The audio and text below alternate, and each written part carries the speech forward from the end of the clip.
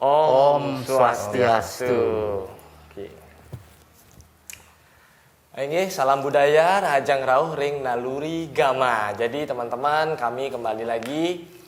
Naluri Gama adalah sebuah program, adalah sebuah konsep kolaborasi antara Naluri Manca dan Gama Putu 1930. Jadi ini adalah bentuk generasi muda untuk mendedikasikan diri di dalam seni dan tradisi. Ya, jadi program ini juga, proyek ini juga kita dedikasikan untuk sebuah pengarsipan tentang bagaimana perjalanan seniman-seniman kita yang terdahulu ya, dan bagaimana pengalaman-pengalamannya kita akan sharing di sini. Sharing di sini, kita akan bahas di sini. Jadi teman-teman, selain dari pentingnya sebuah pelestarian dan pengembangan dalam seni itu sendiri, pembahasan tentang penggalian sebagai arsip atau pencatatan dokumen itu bahkan sangat penting di situasi yang seperti sekarang ini. Dalam saat ini kita akan kembali lagi dalam studi khususnya tentang baris dan membahas tentang baris tunggal. Baris tunggal. Hari ini kita berada di salah satu momentum yang sangat luar biasa di mana kami Naluri Manca dan Gama Putu 1930 bisa bersama hadir dengan Bapak Profesor Ampuro Bapak. Ya mungkin sebelum kita sharing-sharing ya Bapak Durus Galah. Perkenalan dulu. Kampun ya keh nak kenal iki Durus Pak Prof. Terima kasih Gus Eka dan Gung Ama. Nama saya Imade Bandem. Saya lahir di sebuah desa di Singapadu. Pada tanggal 22 Juni tahun 1945. Saat sekarang ini saya sudah berumur 76 tahun lebih gitu. Dan terlihat nih Pak Prof. Dan terlihat masih kenceng sekali. Jadi kemudian masa kecil saya memang penuh dengan pelajaran menari.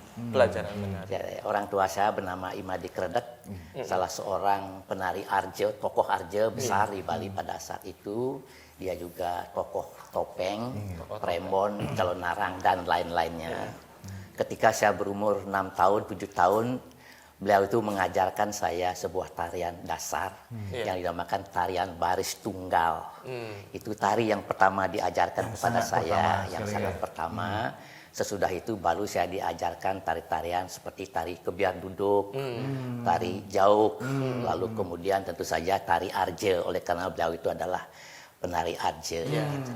Tapi saya sempat masuk di Konservatori Karawitan Indonesia di Denpasar yang dulu bernama Kokar Bali. Nah, Kokar Bali kita mempelajari karawitan, gamelan, musik, tentu saja tari, pedalangan pada waktu itu. Dan tamatan kita itu biasanya menjadi guru kesenian pada waktu itu. Tamatan Kokar iki kan. Namanya guru kesenian. Nah setelah itu saya langsung diangkat menjadi guru kesenian di Kokar Bali setelah tamat. Setelah dapat di Ring Kokar kan? Tahun berapa nih kalau? Tahun 1964 saya tamat. Kemudian tahun 1965 saya langsung diangkat sebagai guru kesenian di Kokar Bali. Nah bersamaan dengan menjadi guru di Kokar Bali itu, saya masuk di Akademi Seni Tari Indonesia di Denpasar pada tahun 1967. 67 ya. Begitu saya naik ke tingkat 2, jadi tingkat semester 3, saya memperoleh beasiswa dari Amerika Serikat, dari Rockefeller namanya, dari Rockefeller. Saya disekolahkan ke UCLA, ke Hawaii dulu selama 6 bulan. Setelah itu baru ke UCLA. UCLA itu adalah University of California Los Angeles. Di sana saya mengambil gelar Master Tari. Nah, jadi Master MA di dalam bidang tari. Setelah itu saya pulang, saya mengajar di Kokar dan juga kembali mengajar, lalu menjadi dosen di ASTI Denpasar. 5 tahun kemudian saya mendapat lagi kesempatan untuk belajar mengambil doktor di Amerika Serikat juga di Wesleyan University di dekat kota New York begitu. Saya menjadi doktor pertama di Indonesia di dalam bidang etnomusikologi atau ilmu-ilmu seni. Jadi sesudah itu Saya kembali pulang ke Indonesia, langsung diangkat sebagai Direktur Akademi Seni Tari Indonesia di Denpasar. Ya. Tahun 1982 sampai 1997. 4 kali masa jabatan saya menjadi Direktur ASTI dan Ketua STSI Denpasar. Sekaligus menjabat. Tahun 97 saya selesai melakukan tugas sebagai Direktur dan Ketua Akademi Seni Tari Denpasar dan STSI Denpasar. Saya diangkat menjadi Rektor ISI Yogyakarta. Jadi selama 9 tahun sampai tahun 2006. 1997 sampai 2006. Setelah itu tahun 2007 saya dengan Ibu diundang untuk menjadi profesor, dosen di sebuah sekolah di Amerika Serikat bernama College of the Holy Cross selama 8 tahun. Oh, berarti Ringrika selama 8 tahun. 8 tahun gitu mengajar teater, tari dan gamelan Bali. Nah, tapi ada peristiwa yang lain yang tidak pernah saya gambarkan sebelumnya. Nanti ini Prof. Ini bukan promosi loh ya. Jadi tahun 2002 itu kami ya bersama teman-teman dari Surabaya, dari Bandung dan Denpasar gitu mendirikan sebuah kampus yang dinamakan ITB Stikom Bali. Jadi di situ kami juga mengajarkan tari, mengajarkan gamelan dan seni suara. Jadi begitu. Jadi panjang perjalanan kami. Ya kalau diceritakan lagi lebih panjang lagi banyak. Ampun, segudang pengalaman. Betul. Terutama yang berkaitan dengan seni itu di tahun 1985 sampai tahun 2003 saya menjadi anggota konsorsium seni. Konsorsium seni ini adalah kelompok pemikir di Indonesia yang memikirkan tentang visi misi kurikulum mengenai ASTI Denpasar, mengenai STSI dan mengenai ISI di Yogyakarta pada waktu itu. Sehingga kami berhasil menetapkan seni itu sebagai bidang ilmu mandiri. Sebelum itu kan semuanya bersifat informal, non formal dan informal. Sampai kita kemudian merumuskan bahwa seni itu menjadi ilmu mandiri dan bisa sejajar dengan bidang-bidang ilmu yang lain. Jadi ketika itu barulah kita memiliki satu gelar yang dinamakan BA, S1, lalu kami kembangkan kemudian ketika saya berada di Yogyakarta mendapat S2 dalam bidang seni, lalu S3 juga di dalam seni. Saya sendiri mendapat kehormatan untuk ikut di dalam tim itu, bahkan ikut merumuskan seni tari, pedalangan dan karawitan sebagai bidang ilmu seperti itu. Jadi ini peran saya di dalam bidang pendidikan tinggi, akademisnya. Jenjangnya memang sebenarnya sangat menarik sebenarnya diikuti dan harus agar kita bisa tahu bahwa sisi praktisi kita juga bisa imbangi dengan sisi-sisi akademis nih Kang. Betul. Dan tertarik sekali dari proses awal obrolan Niki gitu. Di awal terus proses Pak Prabowo menekankan sekali bahwa tari yang pertama saya pelajari adalah tari baris. Nah, kenapa ini ke tari baris? Kenapa bisa tari baris gitu? Jadi tari baris menurut orang tua saya, Madi Keredek, dan juga guru-guru saya seperti Ide Pedana Resi dari Tegal Tamu, Gusti Ngurah Rego, Pak Nyoman Kakul dari Batuan, Bapak Glebag dari Banjar Falak Sukowati, Bagus Rake dari Bungkase, bahwa tari baris itu, tari baris tunggal itu memiliki dua karakter yang sangat pasti. Pasti. Ya, satu, baris tunggal itu memiliki karakter keras, karakter keras. Dan yang kedua memiliki karakter yang manis, gitu ya. Nah, karakter kerasnya tari baris tunggal itu diambil dari tari Pegambuhan. Di sana ada tarian Arya atau tarian Prabu Perbangsa, diambillah bagian kerasnya untuk menjadi bagian daripada baris tunggal. Perbendaharaan baris tunggal itu memang diambil dari gambuh yang keras, yaitu Arya dan Prabu atau Perbangsa itu. Sedangkan kemudian bagian manisnya diambil dari tari-tari manis dalam Pegambuhan.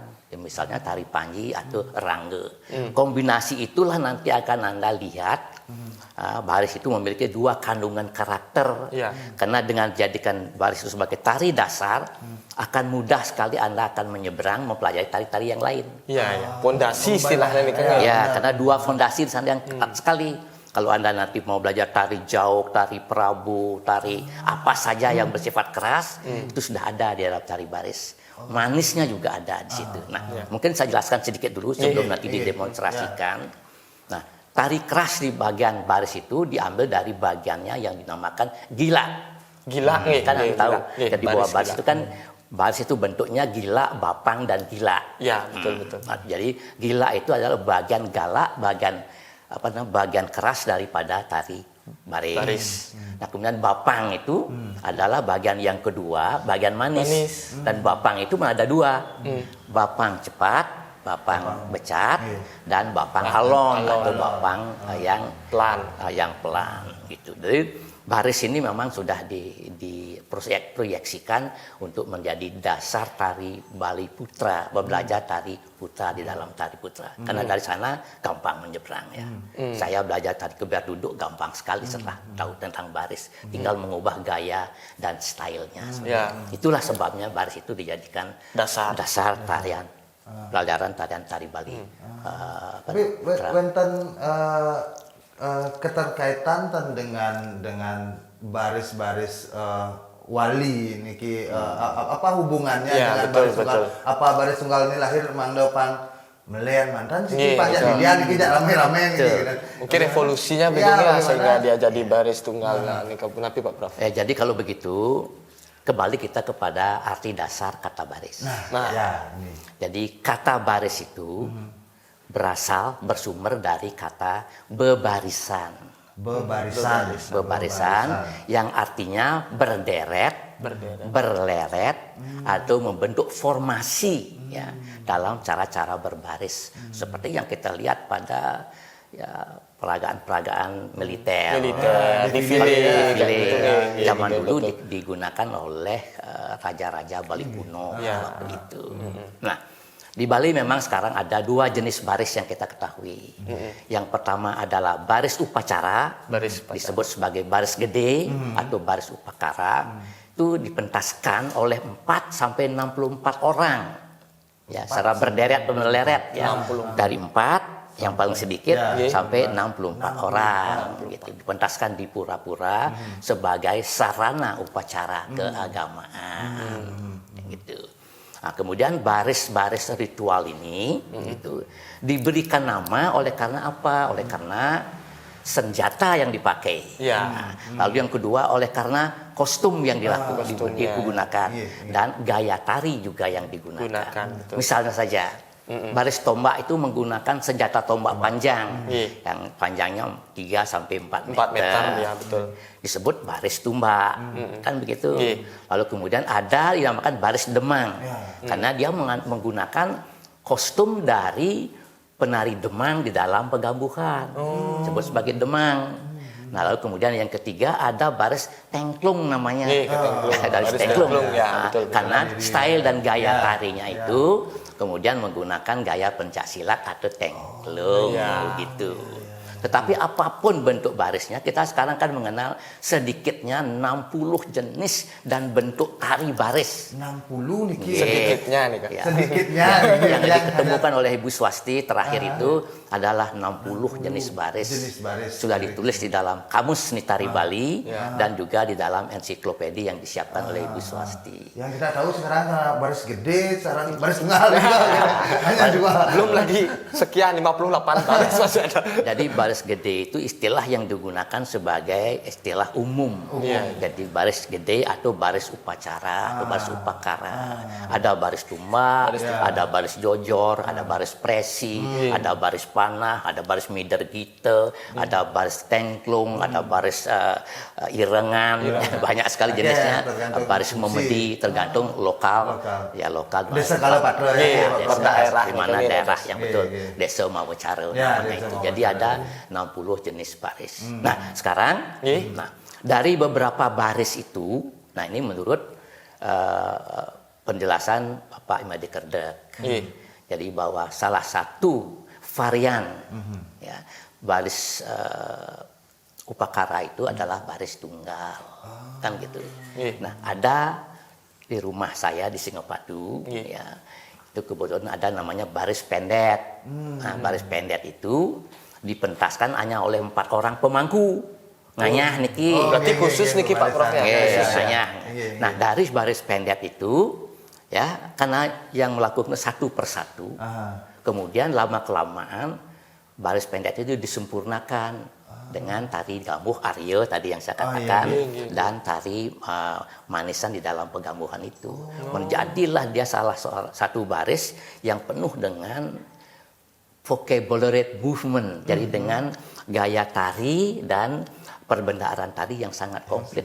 Mengambil agam, tandang, tangkis dan tangkap itu. Jadi dilengkapi dengan itu sehingga muncullah tari baris tunggal dari varian baris upacara itu.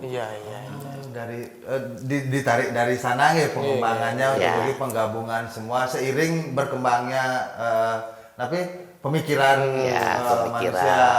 dan para penglingsir untuk membuat baris tunggal itu. Nah, baris tunggal itu pun disebut juga baris melampahan.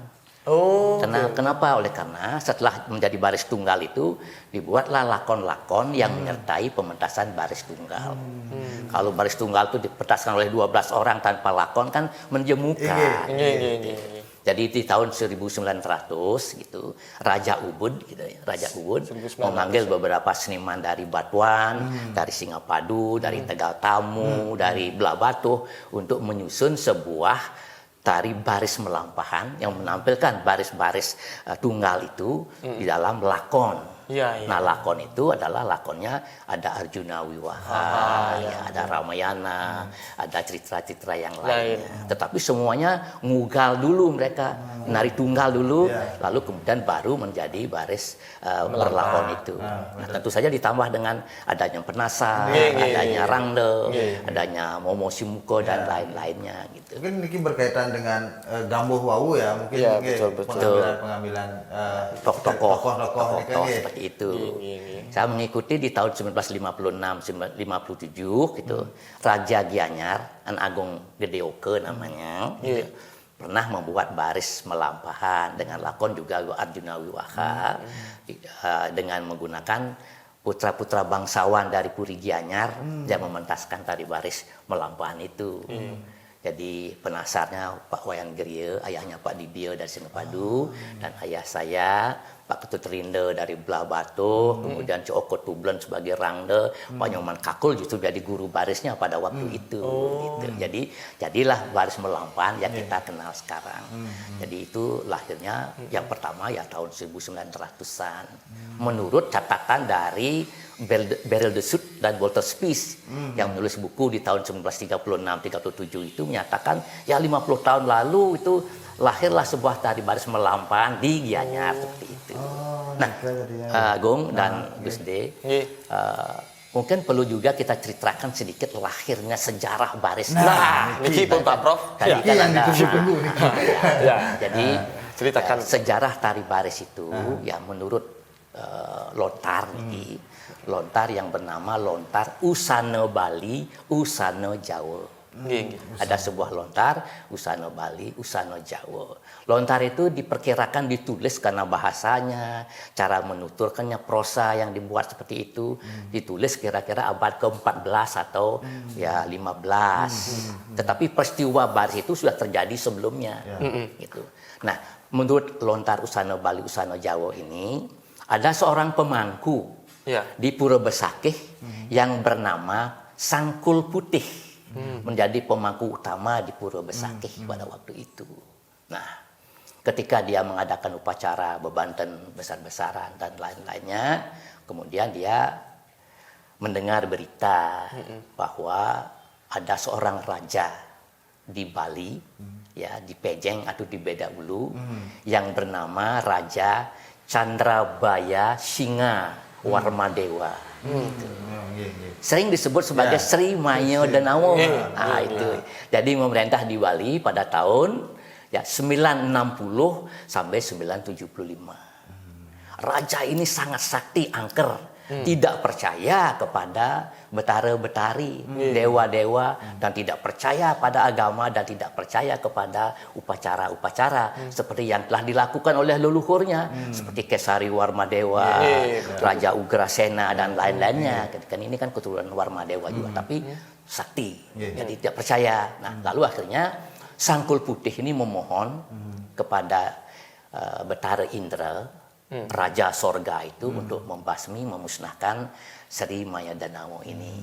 Nah, oleh Raja Sorga, Betara Indra itu diutuslah Dewa Mahadewa, Betara Mahadewa, untuk memusnahkan dengan mengirim bala tentaranya dari Sorga. Ya, cepat cerita bahwa akhirnya Mahadewa ini berperang melawan Sri Maya Danau di sekitar Sungai Betanu, di Tampak Siring, di Manukaya gitu. Akhirnya matilah Sri Maya Danau ini di Manukaya, Tampak Siring itu. Nah, setelah Maya Danau meninggal dunia, raja ini meninggal dunia, baru diadakan upacara-upacara kembali di pura-pura besar, ya di Tampak Siring, di Batur, di Besakih. Di situ oleh Sangkul Putih dikatakan ada tari Wowalen namanya, tari Walen, tari Wowali. Tari Wowali yang ya tentu saja karena sekarang sudah ada perubahan, dia mencari wali, bebali, dan bali-balian. Kalau saya mengutipnya inginnya mengatakan wali, wewali, dan wali-walian. Nah, dan salah satu dari tari wali itu adalah baris gede. Rejang. Betul. Adalah juga Sangyang. Nah, disebut sebagai tari yang kesurupan pada waktu itu oleh Sangkul Putih.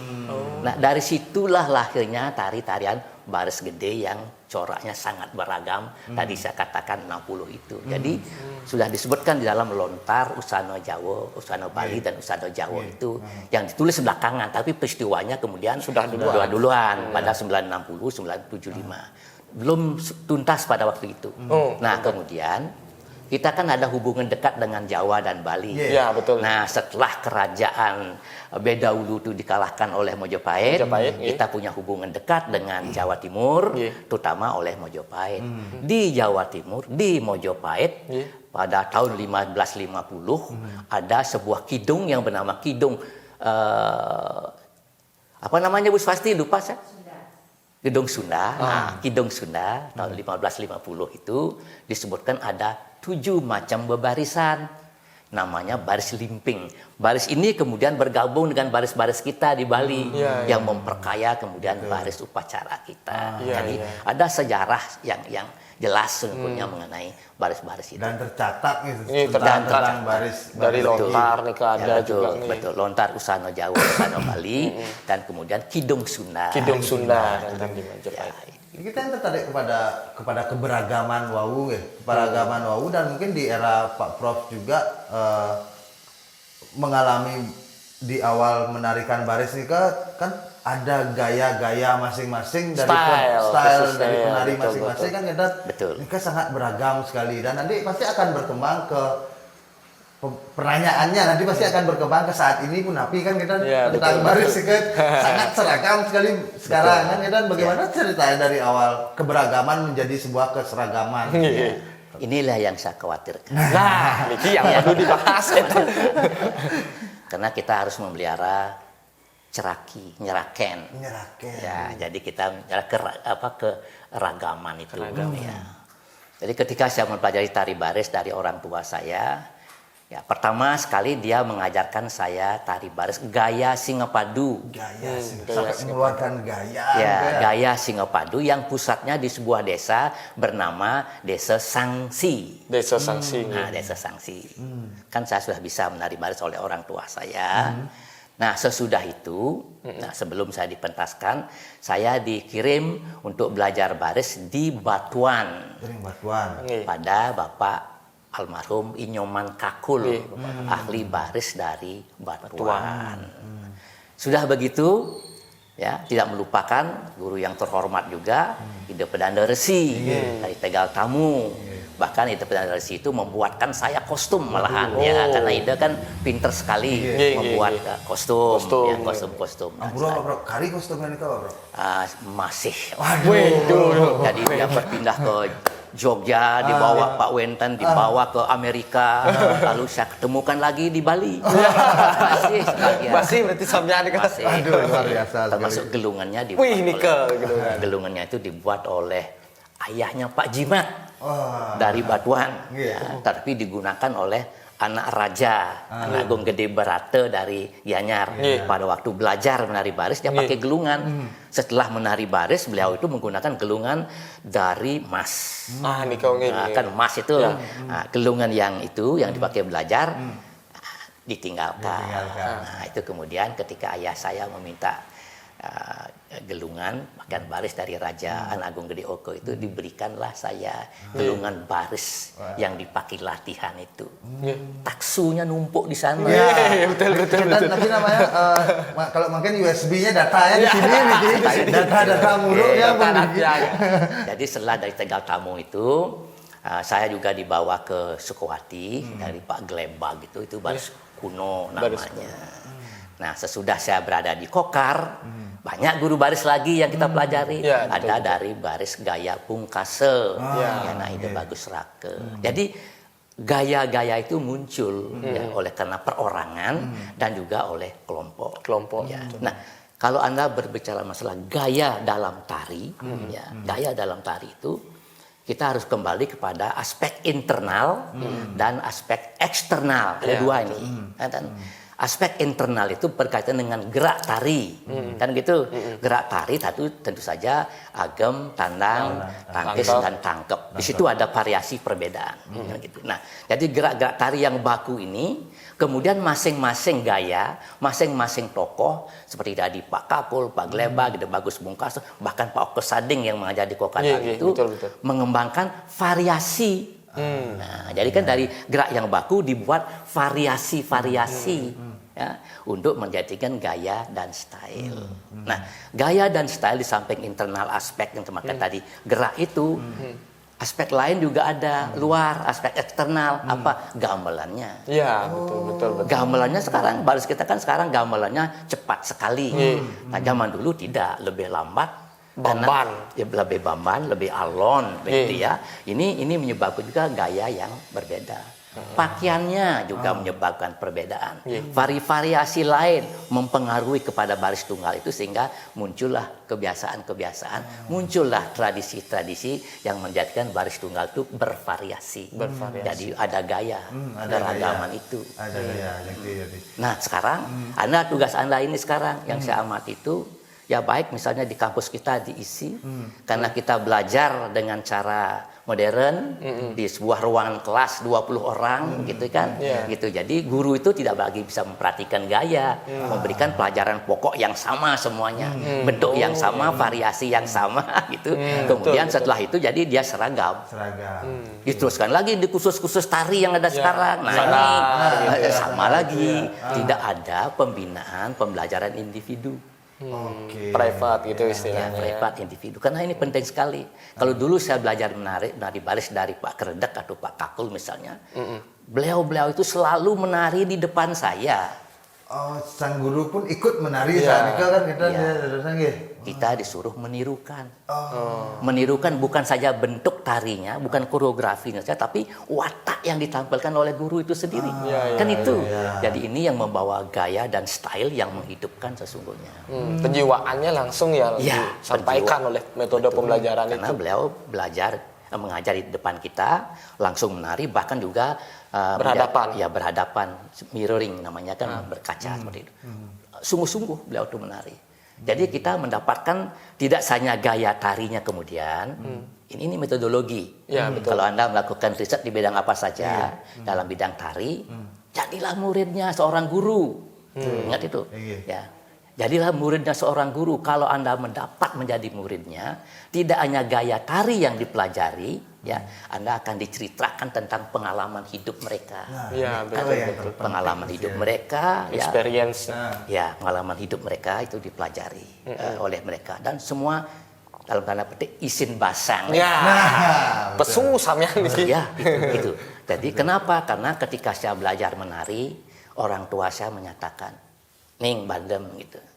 Kalau cening mau belajar menari, sebelum belajar menari apapun, arjo, topeng, baris, gambuh, jadilah dulu sebuah orang yang baik, menjadi orang baik dulu. Oh, kan Kok syaratnya dulu? syaratnya sebagai seorang seniman itu Anda menjadi orang yang baik, ya, yang baik. Betul. Sederhana sekali. Orang baik itu apa? Berpikir yang jernih, ya. Berpikir yang baik, berkata yang baik, kan tuh. Kemudian berlaku, bergerak yang baik. Ya. Kan tuh mana cike, wacike, mana kayike, itu penting sekali dulu. Nah, dari situlah timbul kejujuran, timbul integritas, menjadi seorang penari yang baik. Nah, sekarang mari kita sebut dulu, kembali dulu sedikit mengenai gaya. Ya, betul Pak. Gaya. Nah, Baru, tadi kan saya gaya. katakan bahwa gaya itu juga disebabkan oleh karena adanya variasi gamelan yang berbeda. Ya. Tangan-tangan. Iringan. Nah, Benar. baris itu sesungguhnya polanya jelas sekali. Ada gamelan baris yang dinamakan gila. Nah, gila itu dalam bahasa ilmiahnya disebut sebagai ostinato. Jadi lagu pendek dengan 8 ketukan. Ya, Anda kan tahu. Tang deng nong deng nong deng deng nong dang deng nong deng nong deng deng nong dang. Itu gong itu penting. Di dalam gamelan gong kebia, dalam gamelan kuno itu ada instrumen-instrumen selain yang membawakan melodi tadi, ya, misalnya ugal atau gangse, kan tadi sudah saya nyanyikan tadi. Ada instrumen-instrumen yang dinamakan pemangku irama. Nah, itu ada gong, ada kajar, ada kelentong, ada kempur. Tang deng nong neng tong pur gong deng nong neng tong pur gong ting ting ting tong pur gong. Bisa kau ning iki. Ning menari pasti, tak ya, Nika pasti. gila. Kan tukang potret kan ning dia. Ya. Ini penting. Kenapa? Karena instrumen-instrumen itu, ya kajar, kempur, kelentong dan gong itu menjadi referensi ketika Anda menari nanti. Bisa Anda malpal mengikuti bunyi kajar, pung tung tung tung tung. Bisa Anda membuat tindakan tayungan, pur gong deng nong pur gong. Gitu seterusnya. Nanti saya akan coba demonstrasikan sebagian daripada itu. Nah, itu baris itu yang dasar, ya. Gila. Tapi sekarang kan mereka memainkan gila yang cepat. Nah, jadi dengan demikian, dengan kotek itu ada juga instrumen kotek kan namanya. Tadi kan dikatakan kalau tang deng nong deng nong deng deng nong dang, kan ada riong ngai kotekan. Tang talin tali late late tali late lante lante lante late lang talin tali late late tali late lante lante late late lang. Ten tolen telon teng. Kalau ini dipadukan jadi daya kotekan. Terjalin dia Terjalin terkait erat. Kalau dalam bahasa Inggrisnya disebut interlocking figuration. Itu penting itu ya. Nah, baris ini kan cepat semuanya. Nah, itu cepat oleh karena ingin baris itu supaya kencang, tegas gitu. Tapi zaman saya tidak begitu. Oh, tengit. Nah, zaman saya ada 2 gaya yang dipelajari. Baris dengan gamelan ponggang. Oh. Tang tung tang tung tang en tung tang tung tang tung tang en tung tang. Kalau sudah begitu lagunya, taliannya sangat klasik dan pelan. Dia pun membayangkan di kawal kejen baris pesu di kawal. Wotap je pesun ke belugong ya. Jadi ada baris namanya baris ponggang seperti itu. Jadi itu sesungguhnya yang lebih klasik daripada baris tunggal yang mengadakan yang tapi tetap ditarikan tunggal kan? Tetap tunggal. Kenapa baris tunggal yang dengan gamelan ponggang itu isian-isiannya bisa lebih banyak? Isiannya karena ruang dari variasi lagunya pelan, penari itu bisa membuat gaya ekspresi yang lebih banyak. Tapi seberapa tren mungkin baris tunggal ponggang niki? Itu yang tidak saya lihat lagi. Kecuali harus eksekusi sedikit. Harus. Kecuali nanti di pura-pura itu ada orang ngayah baris pendek, barangkali yang tua-tua diikuti dengan panggil ponpo. itu, baris ponggang itu. Jadi begitulah sungguhnya sejarah baris dan gaya-gaya baris. Kita mengenal ada gaya Bungkase, gaya Batuan, gaya Singapadu, gaya Sukawati, dan seterusnya gaya Buleleng dan lain-lainnya. Karena kebiasaan-kebiasaan. Sana makin nas kita gaya Singapadu kan kita. Yang mana nama gaya Niki kayak gitu. Nah sekarang mungkin sebelum kita membicarakan gaya khusus Singapadu atau gaya Batuan, kita bahas dulu bentuk yang formal mengenai tari baris itu. Nah, betul. Jadi baris itu bentuknya adalah gila, bapang, gila. Nah, Gila yang pertama disebut sebagai gila pemungkah atau gila pepeson. Bapangnya ada dua, bapang becat dan bapang alon. Ya. Lalu yang ketiga adalah gila, disebut gila jerih. Gila jerih atau gila yang Takut ini modelnya. pekalja, takutkan penonton. Wenten gila jerih. Ada gila jerih. Gitu, Apa niki yang berapa? Apa niki yang dikatakan pakem di barisan? Betul. Ini dia. Ya. Selebihnya bisa dikembangkan. Karena jadinya gitu. Pakem itu bentuk struktur dramatik. Jadi struktur dramatik daripada baris itu memang ada gila, bapang, gila. Di dalamnya terdapat gerakan-gerakan yang kita sebut sebagai tadi itu agem, tandang, tangkis, dan tangkep begitu. Kita coba sekarang sedikit. Oke, kalau begitu. Pusaka nyarangnya di belakang. Di belakang. Saya tunjukkan dulu. Nanti nanti metode pengajaran mungkin seperti apa. Kalau begitu tolong Niki. Gitu. Oke.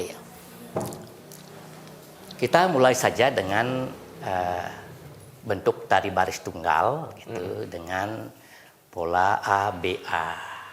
Gila, bapang, gila, bapang, gila. Nah, kemudian di situ ada yang kita sebut sebagai agem, tandang, tangkis dan tangkep. Agem itu cara pokok berdiri. Bagaimana cara mereka berdiri dengan berbagai peraturan dan pakem yang ada, kan begitu. Lalu yang kedua adalah mengenai apa yang disebut sebagai tandang. Tandang itu adalah cara berjalan. Ada jalan pelan, ada jalan cepat. Nah, ada 4 jalan di dalam tari baris itu. Jalan pelan, tindakan itu jatuh setiap gong. Jalan pelan, tidak setiap gong. Kemudian jalan pelan pun bisa atau 2 atau 3 gong, bisa tergantung variasinya. Ada jalan ngayun namanya, mengayunkan kaki gitu. Sudah gitu ada jalan gayor atau gayal namanya, tindakan jatuh setiap 2 kajar. Mungkin 4 kali dalam 1 gong. Ada yang namakan malpal. Nah gitu. Tapi sekarang mari kita lihat dulu agem standar dari sebuah tarian baris. Perlu Bapak ngomong jam, Gus? Dados belapit. Dados tunas langsung Gus. Niki pun taksunya Niki. Jangan kacau.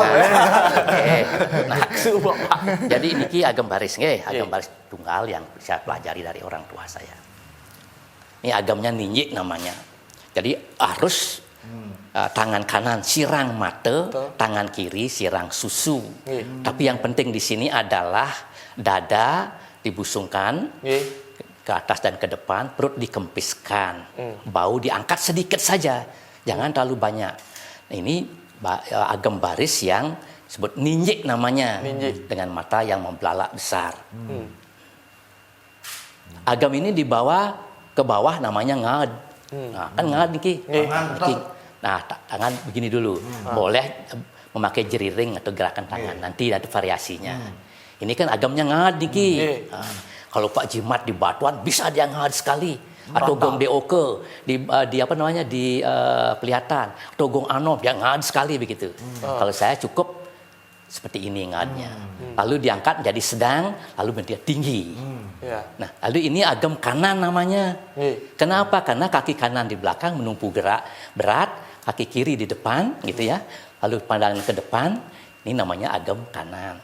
Kalau ini dibalik, menjadi dia agam kiri, sama saja. Nah, kiri kan? Juga bisa ngad. Nah, ini namanya agam. Tapi ada juga agam di tengah-tengah. Dinamakan pose. Nao sari atau Bute Ngawosari. Oh, niko di Ada sebuah tarian di tengah-tengah dia angkat kaki, barisnya itu begini, dia angkat kaki. Ke depan modelnya Pak. Ya, ke depan dengan kaki begini. Lalu dia atau angkat yang kaki kirinya, tak angkat di sini. Di tengah-tengah ini Ki. Ya. Nah, dia berdiri seperti ini. Ini variasi nanti. Nggih. Ya, variasi. Nah, itulah agam baris nanti yang pokoknya, ada. nggih. Pokoknya. Pejalan tadi saya katakan ada 4. Nggih. Ya, tandang. Tandang yang pelan, tindakannya jatuh setiap gong. Nor deng tong nang deng dong, gong 1 2 3 4 5 6 7 gong dur tong nyer nyor tong nyer nyor nyor tong nyer sir. Nah, itu pokoknya. Ya. Yang pelan ini ada juga yang 2 3 gongan baru mengambil tindakan. Ya. Ini yang baris kuno itu. Nggih. Sirir entong yong yang yong sirir entong anjir sirir entong anjir sirir entong anjir tayung sirir entong anjir sirir entong anjir sirir entong anjir sirir. Nah itu. Niki main benar-benar Itu ada beda sekali, luar biasa. Ada tayungan tangan di situ. Mantap sekali niki. Itu harus dipelajari, Ya. harus kuno seperti Tiang, mantan dan nuning Pak Prof. Oke, nanti kita sama-sama pelajari. Agak perlu dipertanyakan status Dados Menari. Nggih, betul. Nah, itu kan jalan pelan namanya. Iya. Nah, sekarang jalan yang ngayun, mengayunkan kaki. Siranyor antong pur siranyor antong pur siranyor antong pur siranyor antong pur siranyor empong pur sir. Apa yang Anda lihat? Ya. Pada saat kelentong itu berbunyi, Nggih. baris itu menendang sampai Tang. tong. Ya. Tong pur sir. Tong pur sir. Ya. Ini sudah gaya. Nggih. Nah, kan gitu. Nah, sekarang ada lagi jalannya bernama gayal. Gayal. Nggih. Atau gayor. Gayor. Ini dia. Sirnornya pongpur nyangpur sirnor nor der sirnor nor der sirnor nor der sir. Itu dia. Ya. Itu saja ya. Nggih. Nah, salah yang terakhir jalannya malpal. Ya, niki yang paling sering. Sering kita lihat sirnor tong ya sirnor tong. Nah, ini dia. Ya. Sirnor. Itu dia. Itu jenis-jenis pejalan Tandang. tali baris. Waduh. Tandang. Betul.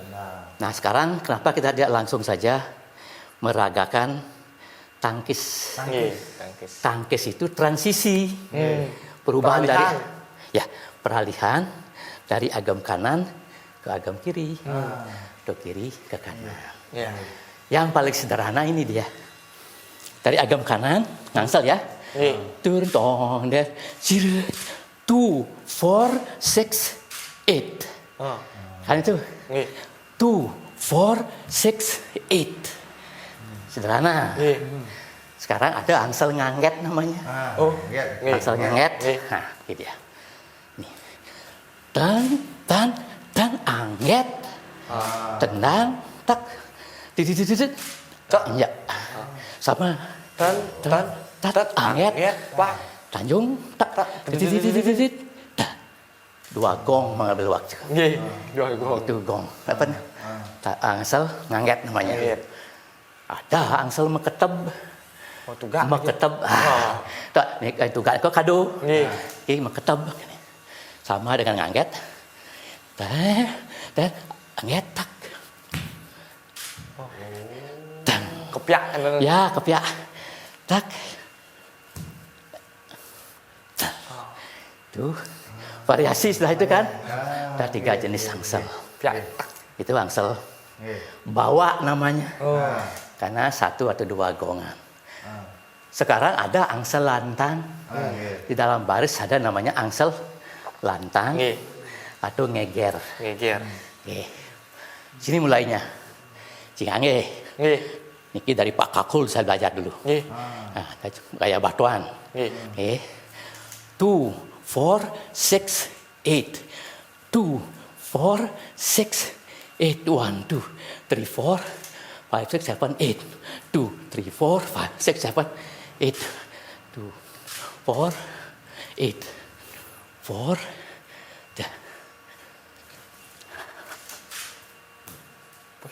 Itu angsal lantang namanya. Angsal lantang. Ngerasa guys. Ya. Siap. Angsal lantang ini ada juga 3 jenis. Nah, Itu dari Pak Kakul. Nika Pak Kakul medue nika wau. Nih, Pak Kakul. Ya ya. Sekarang dari Ide Bagus Bungkase. Nggih, di bagus rekeng nggih. Nggih, Gus Rake. Sama angsalnya di sini. Ya. Ini dia. Nggih. 2, 4, 6, 8. 2, 4, 6, 8. Nah, inilah sama. Sama ini. Cepat dia. Dah. Lagi. Angsalnya sedikit ya gini. Oh. Lagi limpah regane. Ya. Itu.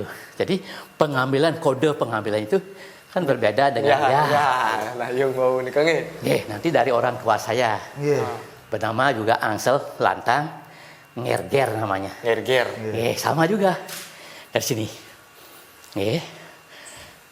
Teng, teng, teng, teng. Nah, ini dia.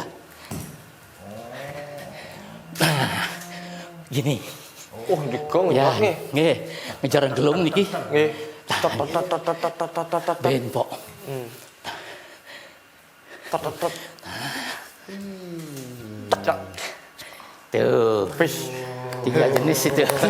Nika mau cak tot tot tot tot tot. Nah, itu jadi ada 3 jenis angsel lantang. Angsel seperti lantang. itu. Nah, sekarang sesudah itu Jadi kita di mana bro? tahan teman. Ya, Oke, tersebut nggih. Oke. Nah, ada yang dinamakan gelatik nuwut papah. Nah, niki mungkin. Nggih, gelatik nuwut papah itu sering disebut sebagai ngalih pajang. Oh, niki ngalih panjang ya. Ngalih pajang. Ngalih pajang yang pertama tentu begini. Angsel dulu, Nggih. stop sama.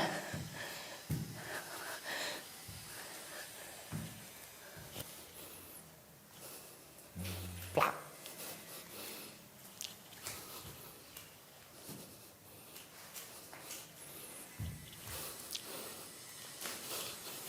Ter, Nggih.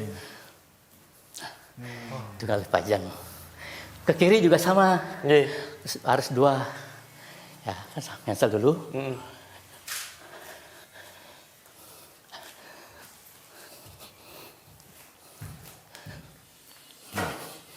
Ngentung pajang. Angkat kaki. Putar. Dar. Jalan lagi. Itu jadi ada namanya ngalih pajang. Nah, itu namanya semuanya adalah bagian daripada transisi untuk mengalih kepada pose yang lain. Ya, betul. Nah, transisi yang lain di dalam bapang itu juga ada. Teng nong nang nong neng nong. Pak jeng. Jong. Ada itu. Nggih. Iki ya. Ada sreg-sreg di sana. Nggih, kiri udang kan. Nggih. Teng nong nah. Nah, ini. Hat treng. Sir. Sir. Asal lagi. Nggih. Sir. Asal lagi. Nggih. Tak. Tarik dia. Ya. Tang. Tarik dia. Angsal. Sreg-sreg. Nggih. Sreg-sregnya ada 2 macam. Wenten dua Pak. Ya, ada 2 macam. Ada yang lari ke belakang, Nggih. ada yang ke depan. Nah, ini dia. Nah, ini dia. Oh. Tung. Itu dia. Oh, berarti wenten ke depan nanti. Ada ke depan. Nah, itu sreg. Luar biasa. Nah, di gila yang terakhir itu Nggih. ada gila jerih namanya kan? Nggih, gila jadi. Nah, nggak lihat gini. Ini lihat penonton dulu. Nggih. Artinya withdraw, akan meninggalkan kalangan. Dia ulap-ulap dulu. Nah, oh siapa di sana, masih dia menonton guru saya apa tidak. Nah, asal dulu, tak, langsung mundur. Ulap-ulap dia, lagi mundur. Tak, nah, putar dia, ngangsal dia, tak, lagi mundur. Ya. Ulap-ulap dia. Nah, lalu setelah ini baru dia nger-nger itu. Oh, asal panjang. Asal panjang. Nah, itu. Jadi itu namanya gila jerih. Oh. Gila jerih Jerih ya. Nah, jadi itulah kira-kira kalau Anda membuat koreografi, semua perbendaharaan gerak ini digabung, dicampur, ya itu menjadi sebuah pailah atau koreografi. Asal tahu urutan yang pertama apa. Iya, betul. Ya, kayak gitu. Benar. Hangsal lantang, baru kali pajang. Iya. Pajang, persiapan untuk bapang. Bapak dua. Itu ya. Itu jadi kira-kira begitulah gaya dan style dalam tari baris yang saya dapat pelajari dulu. Luar biasa. Nanti kita breakdown ini. Ya, betul. Terus beli depan Pak Pro. Jadi kedan Toyo demun. Dan balik bos pisang. Nggih. Waduh, jadi luar biasa sekali Bligong. Jadi semua dipaparkan style dari Niki agamnya, Niki medue, Niki kenten, Niki medue, kenten sampai angsal bawah, angsal lantang, bahkan menten gila jerih yang kita secara makanya sebagai siswa atau guru perlu mempelajari dari banyak guru. Ya, betul. Ya, jadi perlu ada banyak guru yang dipelajari. Nanti tinggal Anda memilih bagian-bagian mana yang paling penting. Nah, tadi tangkap kan belum saya jelaskan. Tangkap itu kan ekspresi muka. Dalam baris itu ada yang namanya nelik. Harus nelik, harus diangkat alis ke atas, tarik. Nah, lalu kemudian teledet. Keras ya. Gitu. Lalu ada yang mengegilahan namanya.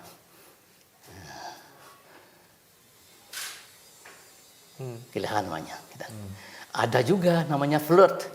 Karena Arjuna Wiwaha digoda, ya tidak mau, tapi kemudian setelah mendapatkan perkawinan dengan Dewi Supraba, dia flirt namanya. Nah, matanya gitu kan. Ada sedikit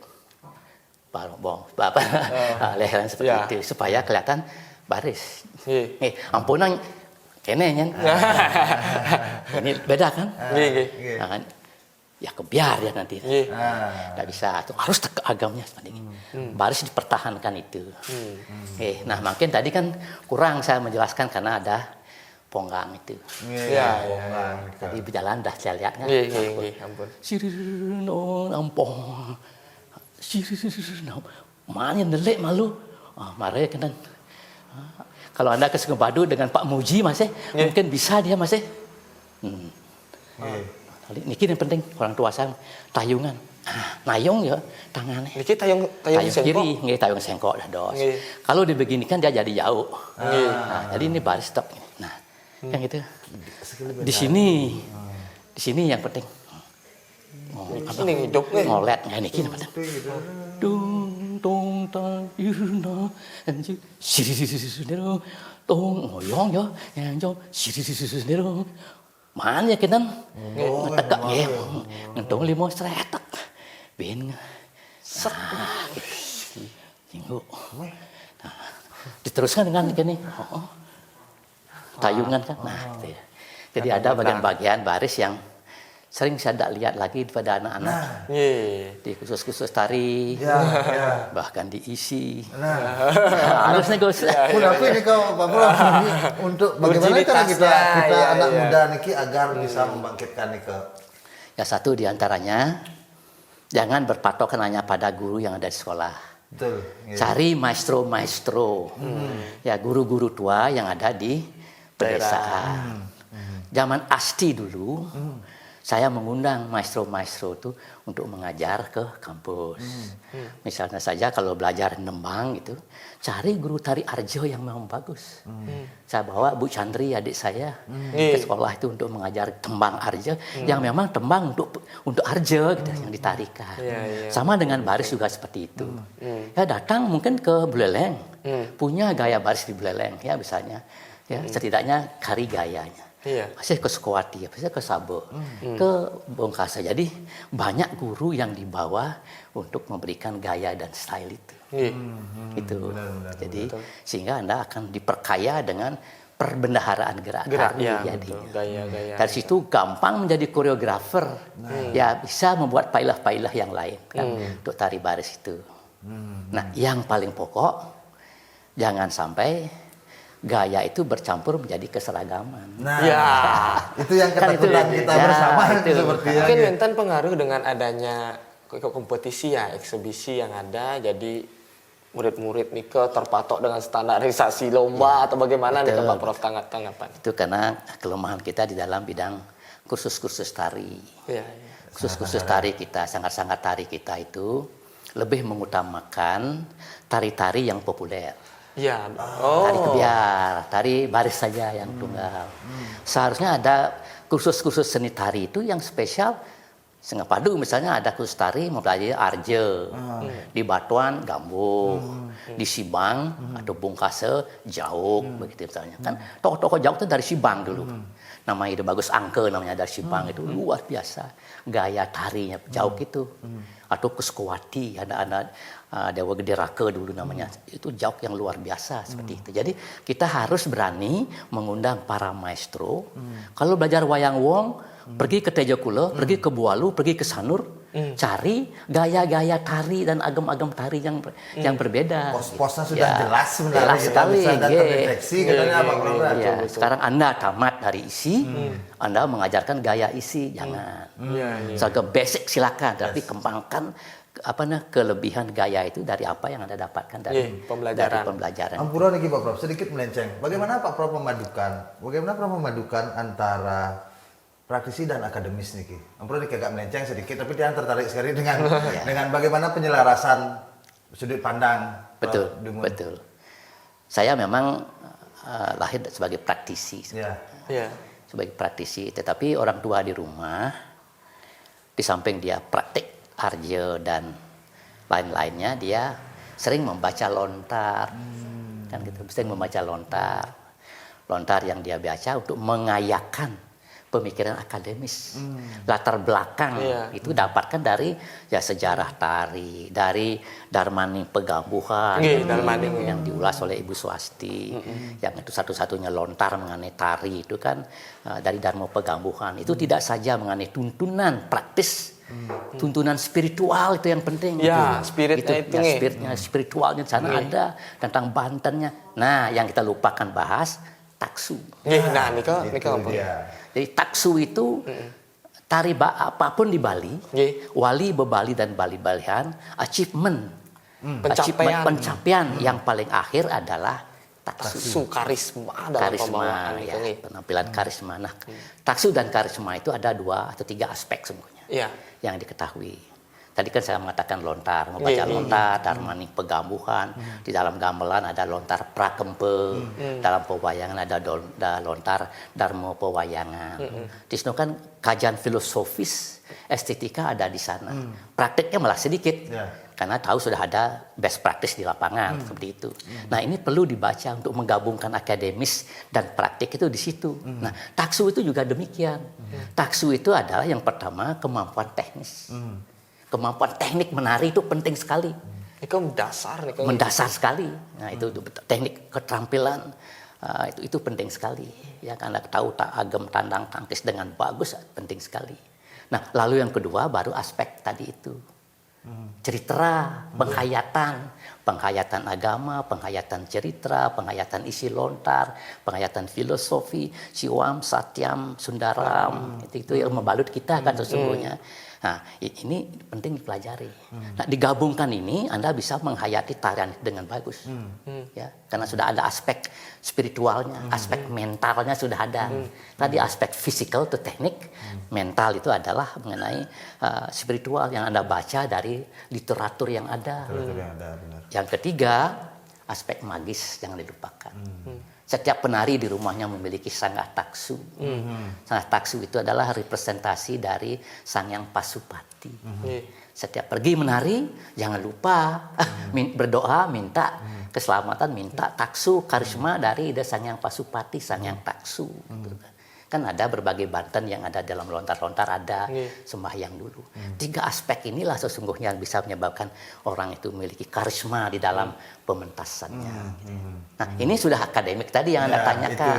Perpaduan antara akademis dengan praktisi itu adalah pengetahuan teknik yang luas, tidak hanya satu tarian, tetapi juga banyak tarian. Kan gitu, misalnya kebiar Anda kuasai dengan baik, gambuh Anda kuasai dengan baik.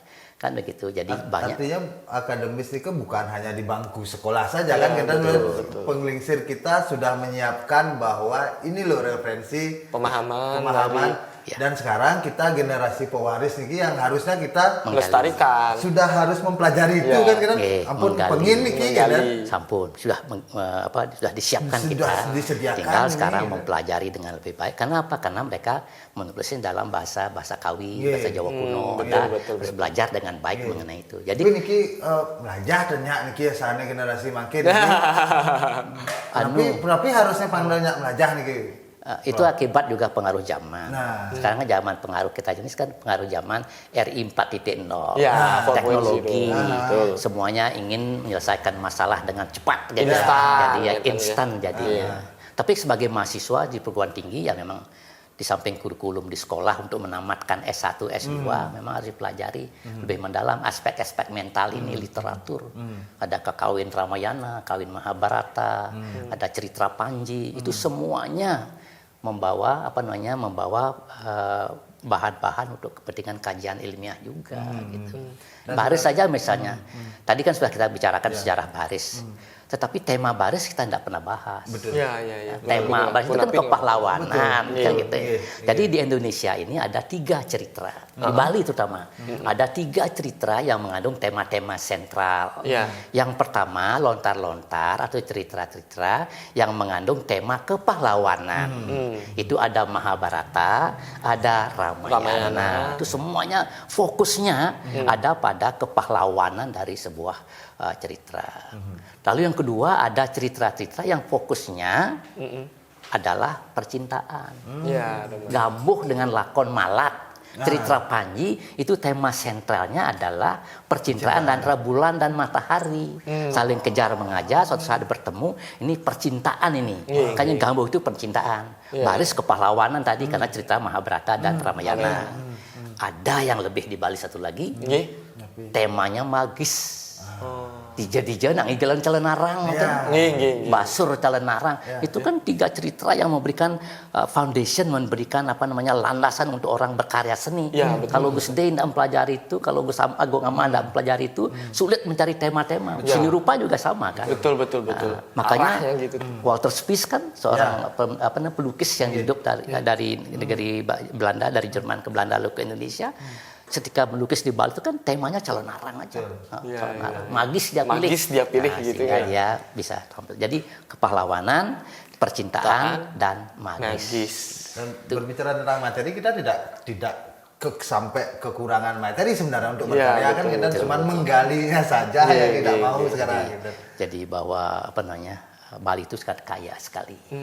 Nah, sebagai mahasiswa tari ini saya sarankan Anda itu seni rupa begitu. Ketika mempelajari sebuah tarian apapun bentuknya, pertama berkonsentrasi dulu kepada fungsi.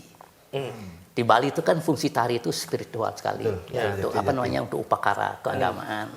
Tadi saya katakan Bali hal itu.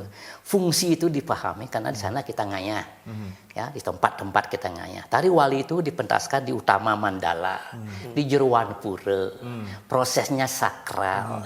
Waktu pementasan hari tumpak wayang, hari yang sakral. Terkait dengan Pancagita. Pancagita itu apa? Ada 5 suara. Suara gamelan, suara kukul, suara gento ide pedana, suara weda dan kidung. Kalau sudah itu kita menari di lingkungan itu pasti sakral lah gitu. Apalagi menggunakan alat-alat sakral. Canang sari kita gunakan, karana upacara kita gunakan, caratan kita gunakan, Banten kita gunakan, pasti prosesnya sakral. Jadi tari-tarian wali itu Anda ketahui tidak hanya fungsinya sebagai upacara, sarana upacara, tetapi tari itu pun menjadi upacara sendiri. Sangyang Dedari, ingat nggih? Sangyang Dedari. Sangyang Dedari itu kan prosesnya itu jelas sekali. Ada penudusan, pengasapan, ya. Pengasapan itu dilakukan dengan kemenyan, ya, majogau, cendana, itu kan wangi baunya. Diiringi dengan kemudian lagu-lagu sangyang, kekidungan, ya, kembang jenar dan sebagainya, mengundang bidadari itu, mereka kerauhan. Setelah kerauhan itu baru masyarakat muncul, menjadi dia kecak. Mengiringi sangyang yang sedang kerauhan itu. Jadilah dia kecak, dibawa, diusung ke Jawa Tengah, disiapkan Semara Pegulingan, menarilah sangyang itu seperti legong. Nah setelah itu baru dibawa keluar prosesnya ke desa-desa untuk memberikan pengelukatan, perwatan seperti itu. Netralisir. Ya, netralisir, dan inilah semuanya sifat daripada tari wali itu. Fungsi itu diketahui dulu, termasuk baris gitu kan. Nah yang kedua, Anda baru mencarikan bentuk-bentuk dan jenis yang sesuai dengan fungsi itu. Kan itu disesuaikan, tadi kan saya katakan. Nah ini kan UNESCO sudah mengesahkan tari Bali, 9 tari Bali untuk dijadikan warisan budaya dunia tak benda di UNESCO. Tari Wali dipilih Rejang Dewa, lalu Baris Gede, dan Sangyang Dedari. Tari Bebali dipilih Topeng Bebali Sidekarya, topeng Pancekan, lalu kemudian Wayang Wong dan Gambo. Tari Bali-Balihan dikukuhkan adalah tari Joget Bumbung, tari Legong Kraton, dan Barong Kunti Seraya. Nah, itu kan karena memang diciptakan khusus untuk turis itu oleh Bapak Imade Kredek, ayah saya, Iwayan Gria, ayahnya Prof. Dibia, Cokodo Oko Tublen, ayahnya Cok Rakotisnu. Itu tahun 1948 menurut penyelidikan Ibu Swasti itu. Nah fungsi itu dicarikan bentuk-bentuk seninya, kan begitu. Nah, lalu yang ketiga, jangan lupa tadi udah Anda tanyakan sejarah tarinya, kan gitu. Tarinya ini masa Bali kuno, ini kerajaan Watu Renggong zaman Gel-Gel, ini ya zaman temporer, kontemporer, modern, dan lain-lainnya, kan seperti itu. Nah, lalu yang ketiga, jangan dilupakan bahwa seni tari Bali apapun bentuknya dibalut, diikat oleh Siwam Satyam Sundara. Tidak ada yang sakral di Bali tanpa ada keindahan. Tidak ada keindahan di Bali tanpa kebenaran dan kesucian. Nah, Satyam itu kan kebenaran. Tidak ada tari baris yang akan hebat, spiritual, indah tanpa agamnya benar dengan mereka. Gitu. Itu kebenarannya di situ. Sesimpel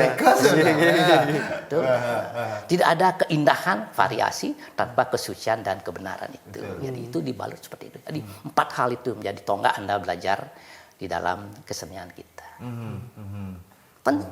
Lantang nih yang pun Gung. Malah ini kilan. Niki pun jadi karena materi padat sekali ini.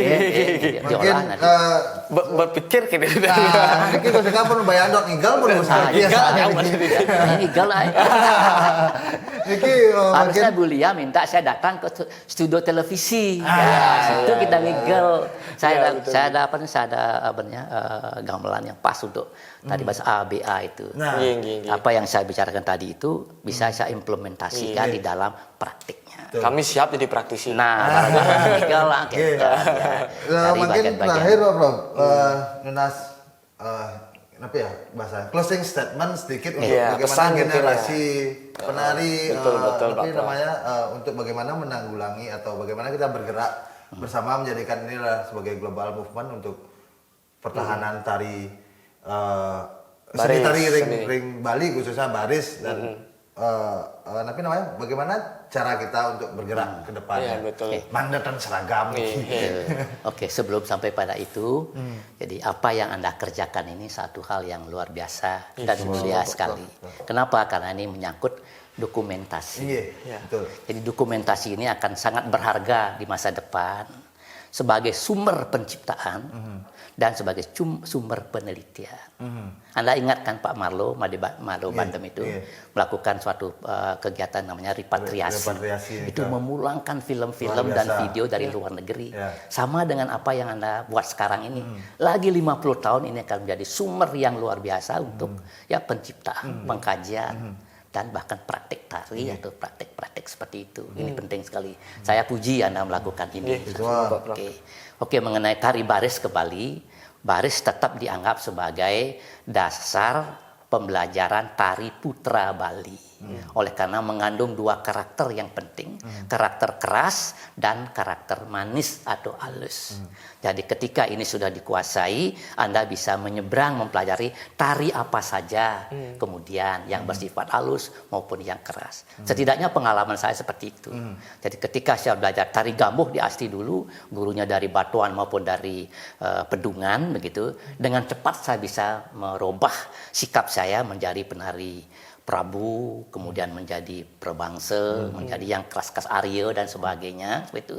Apalagi kemudian karena dalam tari baris itu ada bagian yang manis, saya menjadi tokoh Panji gampang sekali. Jadi tokoh Panji Rangga seperti itu. Jadi baris ini dianggap sebagai satu materi untuk pembelajaran tari Bali, karena bisa menyeberang kedua kegiatan manis dan keras itu. Nah, selebihnya karena baris itu di Bali sangat beragam gitu. Jadi Anda sebagai mahasiswa, sebagai peneliti, pelajari banyak gaya-gaya yang ada. Ya. Ada gaya Batuan, ada gaya Bangli, ada gaya Sukawati, Singapadu, Tegal Tamu, Bungkase, Bualu. Ini semuanya dipelajari supaya Anda memahami, memperkaya ya, ritus tubuh Anda. Ritus tubuh Anda diperkaya dengan gerak-gerak tari yang ada. Betul. Jadi tidak usah lalu pergi ke dam menari atau ke gunung, tidak. Perkaya dulu diri Anda dengan ritus ini. Ritus itu ada 14 dalam tubuh Anda. Ritus kehidupan Anda ada 14. Ya. Satu, sejak lahir ada upacara. Ya, betul. 7 hari ke Puspungsen ada upacara. Bulan Putung Dina ada upacara. Oton 3 bulan ada upacara. Otonan ada upacara. Raja Sewala ada upacara. Menikah ada upacara. Bersakapan ada upacara. Meninggal ngaben ada upacara. Memukur ada upacara. Sebelum lahir magedong-gedongan ada upacara. 14 banyaknya. Itu karakternya berbeda-beda. Coba Anda nanti menari dengan sebagai anak baru lahir, gimana sih menari baris dengan anak baru lahir, yang kan sikapnya menari gitu. Diinterpretasikan itu. Menari Anda dengan 3 bulanin anak muda belum bisa nganteng tanah, kengkenang igal sing nganteng tanah gitu maksudnya. Nah, ini kan semua ritus ada pada tubuh Anda. Itu pelajari dengan apa yang dinamakan ngunde bayu. Dikoyong untuk malu. Luar biasa sekali. Ngunde bayu bin ongkosnya lain. Niki ampun kontrak ampun cukup nih. Kontrak sekarang cukup. Ngunde bayu lain lagi. Tapi dari keseluruhan tadi kalau tiang bahasakan dengan bahasa tiang sendiri. Kalau bahasa tiang adalah jadi kita menciptakan warna dengan sendiri, berkolaborasi dengan warna lain dan menjadikan warna baru untuk kita semua kan. Jadinya sebagai identitas bisa belajar dimanapun, di gaya siapapun, apun lak metakon kan. Belajar jakne sekan mula bisa kan. Betul. Bahasa gong itu namanya revitalisasi. Menghidupkan kembali dengan jiwa baru. Betul. Jadi kan Ricky menduwe PR. Anda menggali banyak gitu, tapi dengan jiwa yang baru, jiwanya Gusle. Jadi ini sebuah challenge Gong. Suatu saat nanti kita bawakan di era kita gaya Niki ya. Kita akan terorbitkan kembali. Oke, terima kasih luar biasa. Luar biasa. Kita tutup dulu dengan Pramesanti. Ya, jadi teman-teman, kami akhiri dengan Pramesanti. Sebelum itu di momentum yang sangat luar biasa ini kita begitu banyak menemukan edukasi dan khususnya intinya merinding saya. Betul sekali. Jadi sangat luar biasa. Mudah-mudahan dari apa yang menjadi penyampaian ini menjadikan sebuah hal yang realitas nantinya untuk kita di lintas generasi ini dalam pelestarian seni budaya khususnya dalam tari baris tunggal. Baik, terima kasih. Kita tutup bersama kami Naluri Gama dengan Pramesanti. Om Santi Santi Santi Om.